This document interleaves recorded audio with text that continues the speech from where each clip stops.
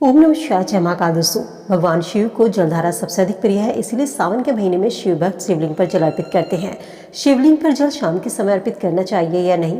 शिवलिंग पर जल चढ़ाने का सही तरीका क्या होता है? शिवलिंग पर किस समय जल अर्पित करना चाहिए? शिवलिंग में शिव परिवार वास करता है, तो शिवलिंग पर जल सबसे पहले कहाँ अर्पित करना चाहिए? और जब हम शिवलिंग पर बेलपत्र अर्पित करते हैं तो सबसे पहले हमें क्या अर्पित करनी चाहिए? बेलपत्र अर्पित करें या जल अर्पित करें?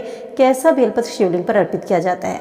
शिवलिंग पर जल चढ़ाते समय किन किन बातों का ध्यान रखना चाहिए, जानते हैं आज की इस वीडियो में। भगवान शिव को भोलेनाथ भोले भंडारी कहा जाता है, क्योंकि भगवान शिव भोले हैं और मात्र एक लोटा जल से प्रसन्न होने वाले भगवान है।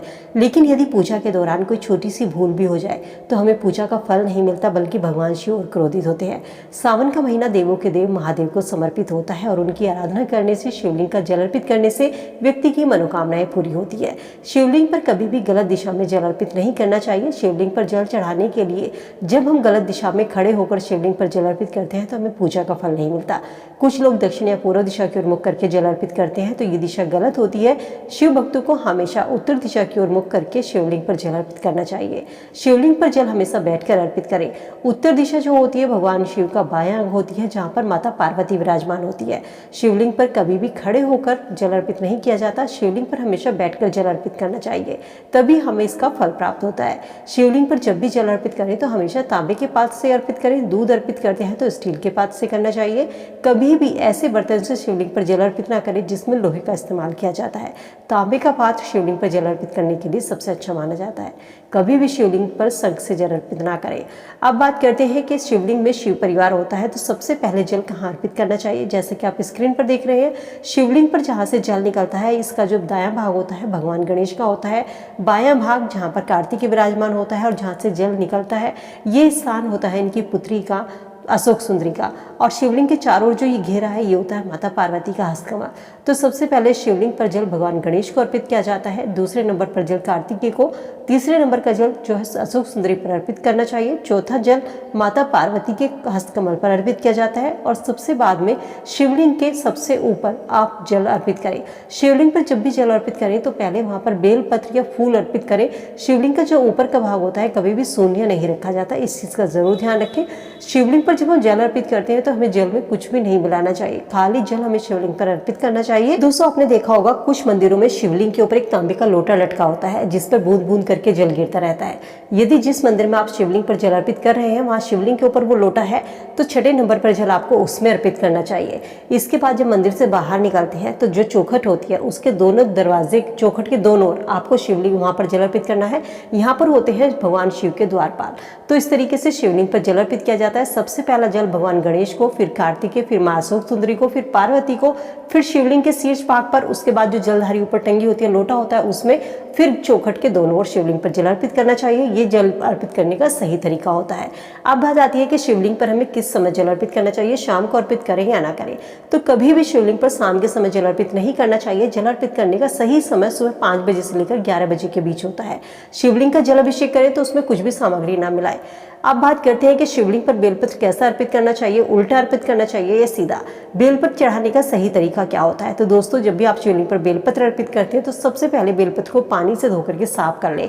इसके बाद बेलपत्र की जो चिकनी सतह होती है उस सतह को आपको शिवलिंग को स्पर्श कराना है और इस दौरान आपको ओम नमः शिवाय मंत्र का जाप करना है। जब आप शिवलिंग पर जल अर्पित करते हैं तब भी आपको ओम नमः शिवाय मंत्र का जाप करते रहना चाहिए। जैसे जलधारा पतली पतली बूंद करके जलधारा आपकी लगातार शिवलिंग पर जल अर्पित करते हैं तो धारा आपकी बनी रहनी चाहिए, धारा आपकी टूटनी नहीं चाहिए और उसी समय आपको मंत्र का जाप भी करना है, मंत्र भी आपका रुकना नहीं चाहिए। यही तरीका होता है शिवलिंग पर जल अर्पित करने का और बेलपत्र अर्पित करने का। अब बात आती है कि 3 पत्तियों का जो बेलपत्र होता है वो बेलपत्र पूरा एक बेलपत्र माना जाता है। बेलपत्र साबुत होना चाहिए, कटा फीटा ना हो, कोई दाग धब्बा ना हो, मुरझाया हुआ ना हो। 1, 5, 11, 21 इस तरीके से शिवलिंग पर बेलपत्र चढ़ाए जाते हैं। बेलपत्र आपके पास नहीं है तो जो शिवलिंग पर चढ़ाया गया बेलपत्र है उसको भी धो करके आप फिर से चढ़ा सकते हैं। यदि शिवलिंग पर चढ़ाने के लिए बेलपत्र तोड़ रहे हैं पेड़ से तो सबसे पहले बेल वृक्ष को प्रणाम करना चाहिए, इसके बाद ही बेलपत्र तोड़े। तिथियों को भी माना जाता है कि किस तिथि पर हमें बेलपत्र नहीं तोड़ना चाहिए। तो कहा जाता है कि त्रयोदशी है, चतुर्दशी है, अमावस्या है, सोमवार के दिन बेलपत्र को नहीं तोड़ा जाता। दोस्तों, सावन के माह भगवान शिव माता पार्वती के साथ धरती पर भ्रमण करते हैं। जो शिव भक्त सच्चे मन से सावन के माह शिव की आराधना करते हैं, भगवान शिव माता पार्वती उनकी मनोकामना पूरा करते हैं। कुंवारी कन्याओं को मनचाहा वर मिलता है। जिन लोग शादीशुदा है उनका दाम्पत्य जीवन खुशहाल होता है। निसंतान दंपतियों को संतान सुख का आशीर्वाद मिलता है। सावन महीने नियमित रूप से शिवलिंग पर जल अर्पित करने से घर परिवार में सुख समृद्धि आती है।